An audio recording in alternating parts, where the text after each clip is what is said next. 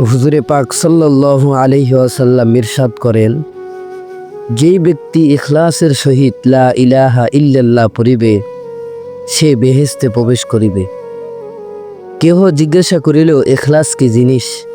হুজুর সাল্লাল্লাহু আলাইহি ওয়াসাল্লাম উত্তর করিলেন, যাহা অন্যায় কাজ হইতে মানুষকে ফিরাইয়া রাখে। কালেমা স্বীকার করিয়া যদি কেহ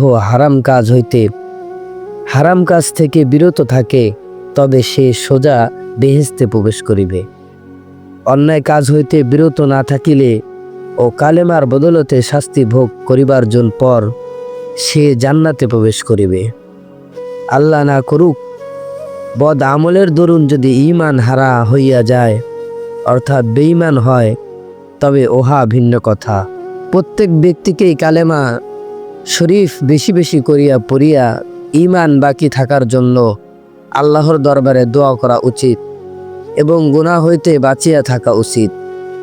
কেননা বহু মানুষ পাপ করিতে করিতে শেষ পর্যায়ে ঈমান হারা হইয়া যায়। ইহার চেয়ে দুঃখের বিষয় আর কি হইতে পারে যে একজন মানুষ সারা জীবন মুসলমানের মধ্যে গণ্য হইল, আর কিয়ামতের দিন সে কাফেরদের দলভুক্ত হইয়া গেল।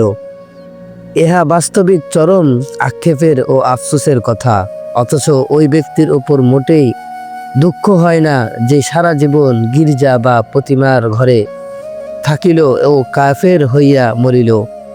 আফসোস শুধু ওই ব্যক্তির উপর যে সারা জীবন ভর মসজিদে থাকিয়া অবশেষে কাফের হইয়া মরিল, অর্থাৎ শেষ পর্যায়ে কাফের হইয়া বেঈমান হইয়া মৃত্যুবরণ করিল। অধিক পাপের দরুন ও নির্জনতার সময় হারাম কাজে লিপ্ত হওয়ার দরুন এইরূপ হইয়া থাকে। অনেক মানুষ এমন আছে যাহারা অন্যায়ভাবে অপরের মাল এই খেয়ালে খরচ করিয়া থাকে যে একদিন তাহার মাল ফেরত দিব বা তাহার কাছ থেকে মাফ চেয়ে নিব, কিন্তু সে সুযোগ আসার পূর্বেই তাহার মৃত্যু হইয়া যায়। আবার বিবিকে তালাক দিয়াও তাহার সহিত সহবাস করিতে থাকে এবং তওবা করিবার পূর্বে ওই হালতে তাহার মৃত্যু হইয়া যায়। এমতো অবস্থায় শেষ পর্যন্ত ঈমান নষ্ট হইয়া যায়। আল্লাহ পাক সবাইকে হেফাজত করুক।